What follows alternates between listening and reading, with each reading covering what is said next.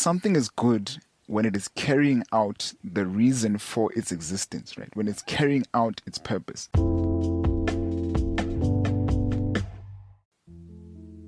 Welcome to the Architecting Through Life podcast, where we dig into principles for building ourselves up as individuals while navigating the realities of this thing called life.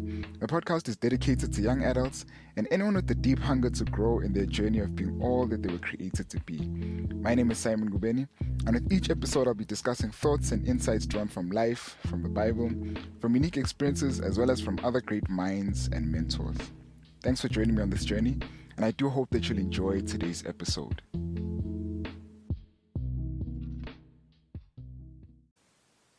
Hello and welcome to the very first official episode of the Architecting Through Life podcast.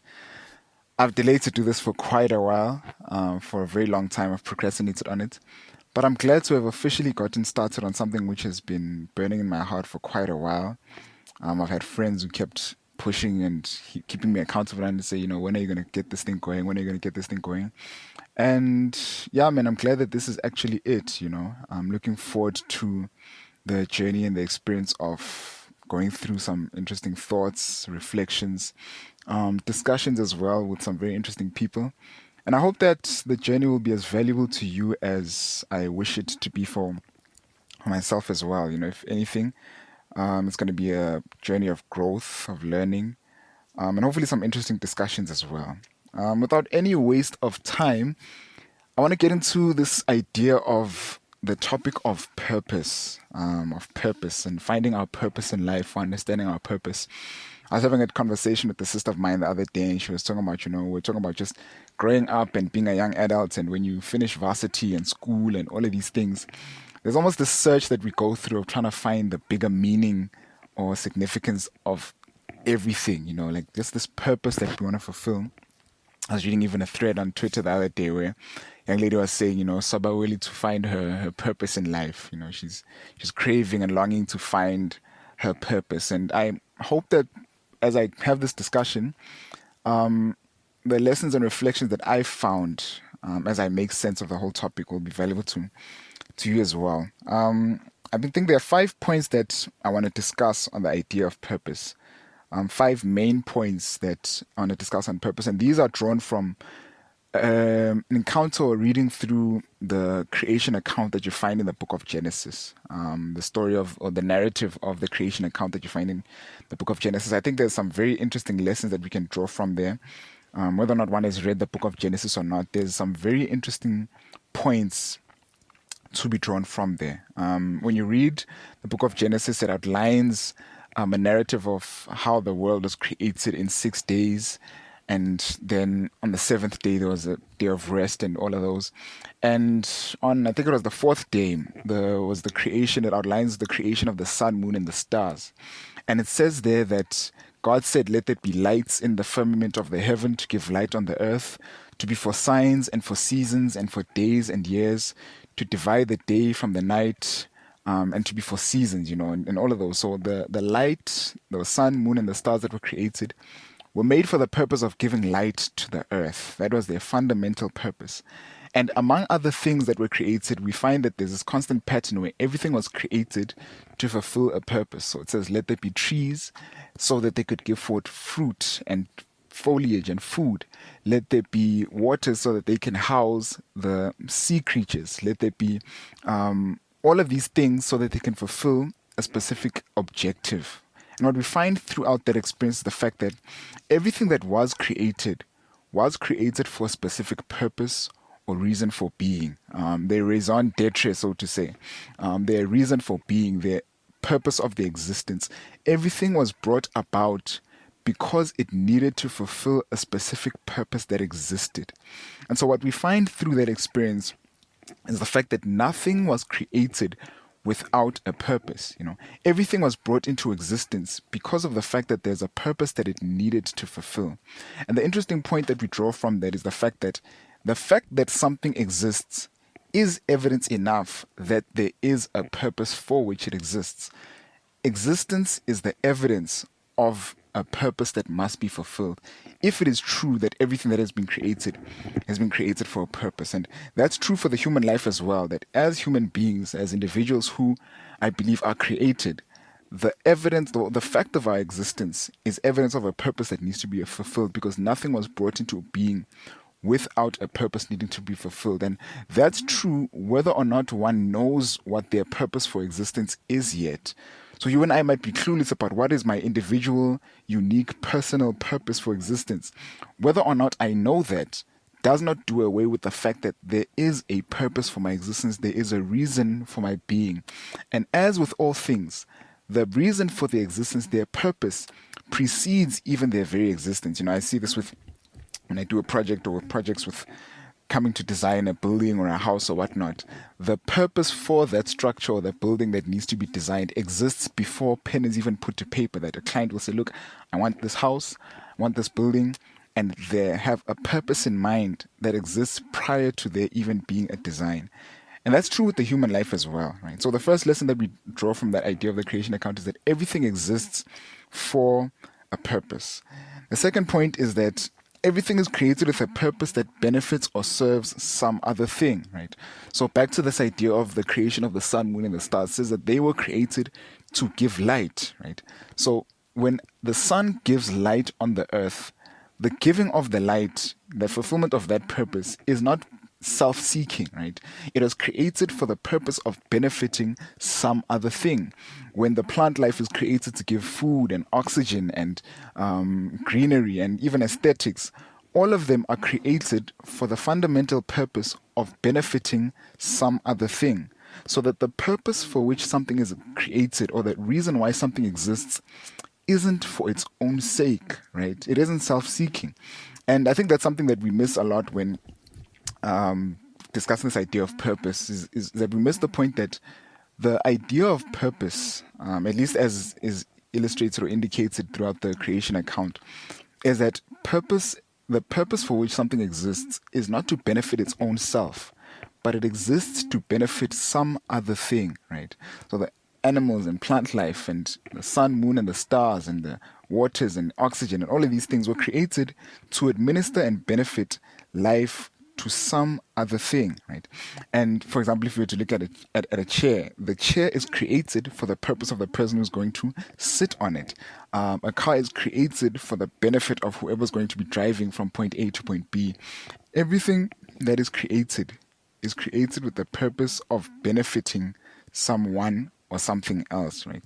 And as you look at the encounter, the two benefits or two objects of benefit that we find is, number one, the honor of the maker and the benefit of some other person or being, right? I remember an encounter with a person who I was consulting once with wanted their house design, and the couple were saying, make this house be so different from everyone else in the neighborhood, make it out of this world, to quote them verbatim. And the idea there was that this thing that will be created must in some way highlight or give honor to the maker or the owner of that thing. And the second then being that it'll benefit some other thing. And so your and my existence, for it to be fulfilling a purpose, was meant to be to benefit someone or something else, right? That your existence and mine was meant to be of benefit to some other thing. And it's when that's the case, when something else or someone else benefits from my existence, when we give of something of ourselves for the benefit of the world, that's when our purpose begins to be fulfilled. And that's what some will call service, some will call ministry, or some will call, the giving of ourselves. It's taking to give, existing to be of benefit to some other thing, right? A good company or a good business or a good service that you enjoy as a customer, you enjoy it because it serves you well, it benefits you well, right? And so it's fulfilling its ideal purpose in your and my life. And so it is that with the human life, we begin to fulfill our purpose when our lives are beneficial to something or someone else more than just ourselves, right? And that's the idea that the purpose is bigger than just ourselves. The third point that I draw,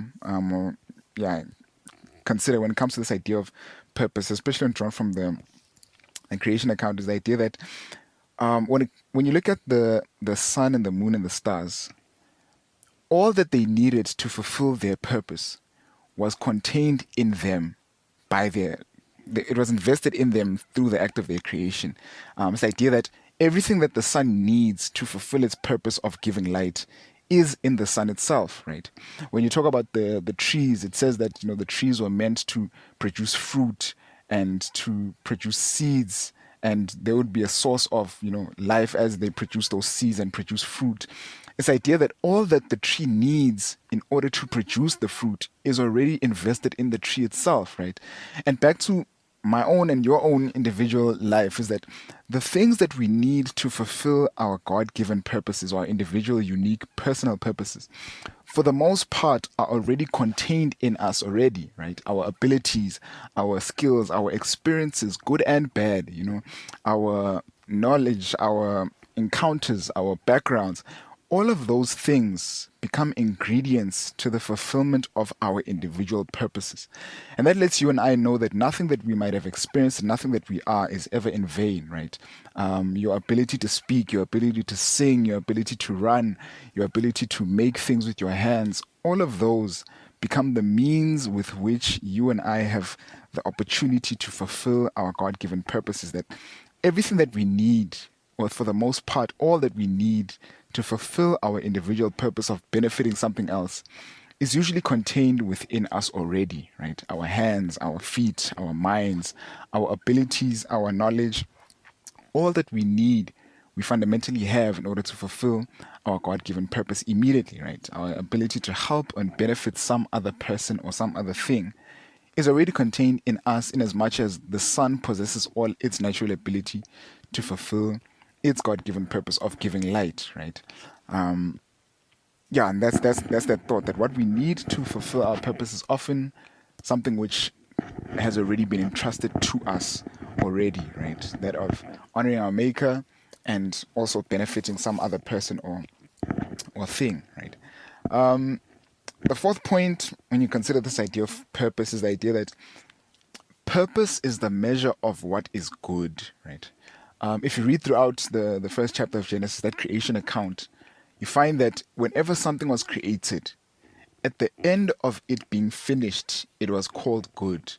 And says, so God saw the light, that it was good, right? And then it says that was the first day. God saw the sun, moon, and the stars, and God called them good. And that was the fourth day. And the idea that I draw from that is that the reason why those things were called good is because when they were done, they were fulfilling the purpose for which they were created. And it's the idea that something is good when it faithfully carries out the reason for its existence, right? You can think of the idea of a car, right?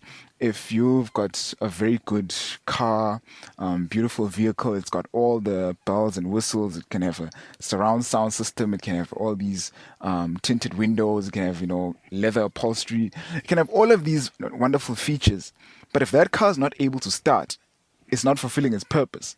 And so it can have all of those ornaments and all of those additions, but without it fulfilling its fundamental purpose, we can then say that that car is not good. Because the idea that is that something is good when it is carrying out the reason for its existence, right? When it's carrying out its purpose. And that good isn't just in the sense of good and bad in terms of morally speaking, but it's also in good in terms of fulfillment, right? That it's good when it's carrying out what it's supposed to be doing, right? And so we get to enjoy the goodness of the car when it is able to get me from point A to point B. It's the idea of good in terms of quality, right? Not only in terms of morality, but good in terms of quality. That the good life, right? Something is good when it is fulfilling that reason for which it exists. And as we said with the human life, to benefit something or someone else, right? That the good life is a life that's lived for the impact and benefit of other people. Sometimes we find that life doesn't seem fulfilling when it's only pursued for accumulation, accomplishment, and acquirement of things. But that we find that life can actually be good when it's fulfilled to benefit some other thing or some other people. And think of the people that we consider to be living the good life, right? The people that we value the most in our lives are people who tend to have benefited us in some other way and hence we value them most. And I don't mean that in a consumatory, consumption kind of way, but whose existence has been good to us. That this person's presence in our lives has made me a better person, has enlightened me, has made me laugh, has made me grow, that their existence has benefited us in some other way. And because of their fulfillment of their God given purpose, we can then say that that is good. There's a thought by a French American theologian, I think his name is Henry Blocher. When he describes the opposite of good, he describes evil, and he says that evil is an unjustifiable reality, right? It's something which has no justification for being.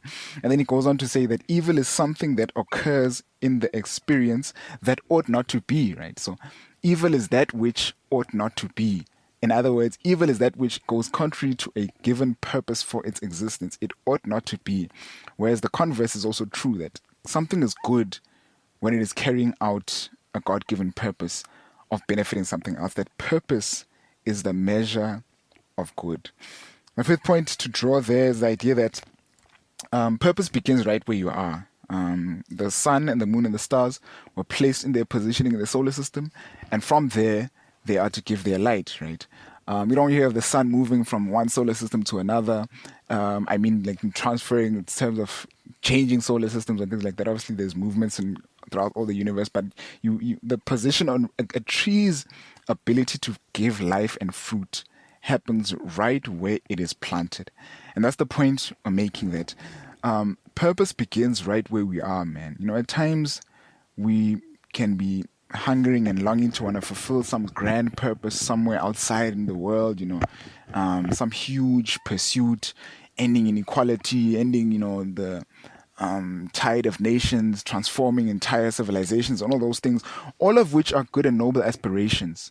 But what we find is that the outcome of all of those things actually begin from the initial steps of fulfilling purpose right where we are, and that's the idea, is that purpose begins right where one is planted, with our immediate responsibilities, with our immediate places where we interact with people, in our homes, in our schools, in our workplaces, in your communities, in our organizations. The idea of purpose isn't something that must start when we're given certain platforms on world stages and on huge accolades and things like that. But purpose begins right where we're planted, and in a lot of instances, the greatest results that people have actually accomplished happen in places where people have no idea, where no one sees you, where you have no audience, we've got no crowd to applaud. And sometimes that's the greatest places where people fulfill their purposes. I like to think a lot about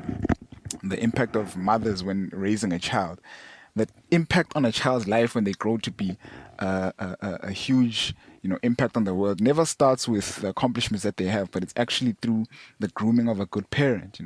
The responsibilities that people do backstage, when no one sees them, the impact that they have in their private spaces, the impact that people have in their individual communities where there's even no one to see. The fulfillment of purpose begins right where one is placed them, in their homes, their responsibilities.